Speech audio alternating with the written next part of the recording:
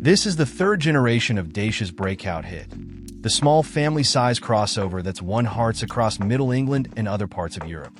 Dacia managed to sell over 1 million of Dusters in the European market between 2018 to 2023, and sales mostly came from private buyers, people buying with their own money, driving them because they choose to, not because they were made to. And also because the Duster represents great value.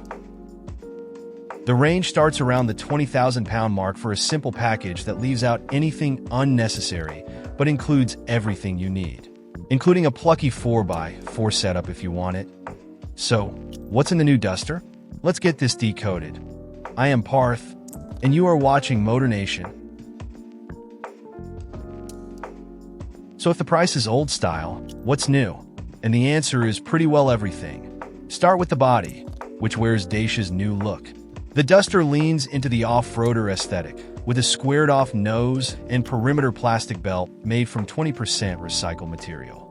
The first two Dusters used a platform dating back to Naughty's Nissans and the Renault Clio, a classic way to save money when building a car.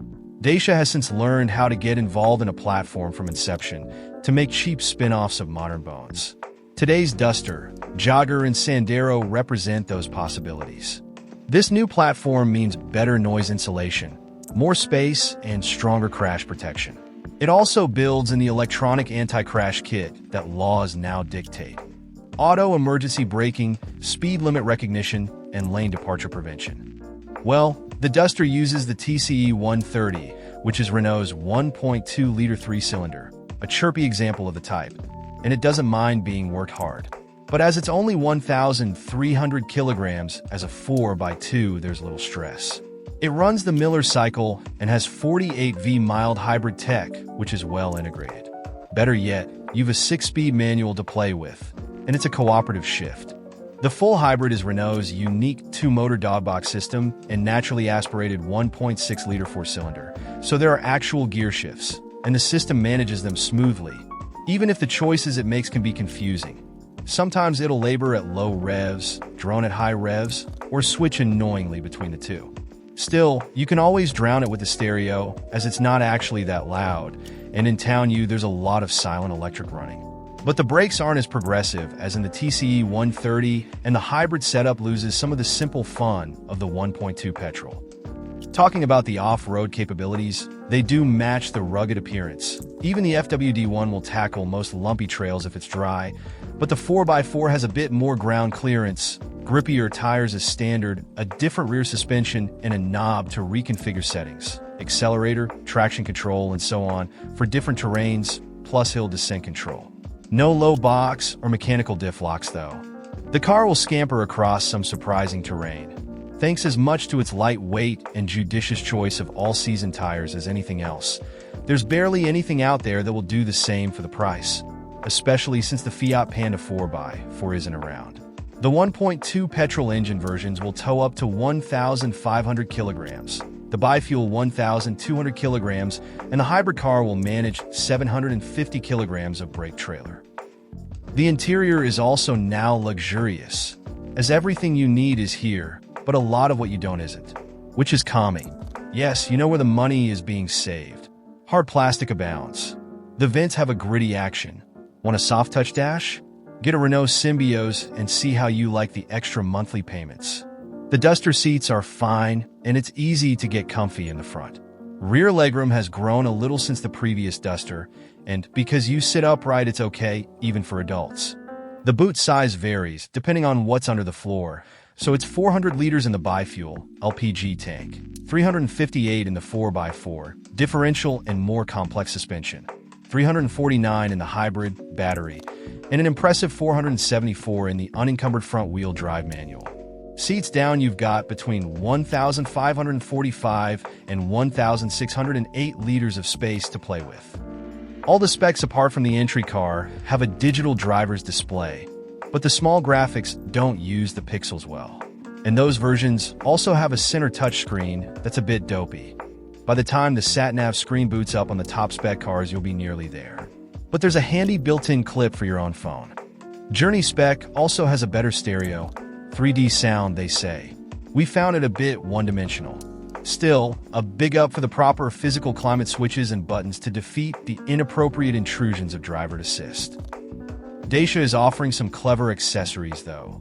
Storage clips for gadgets, hooks, fun roof racks and boxes to make use of the modular roof bars, and best of all, a double bed that stores origami-like in the boot and turns the Duster into a two-people camper vanette.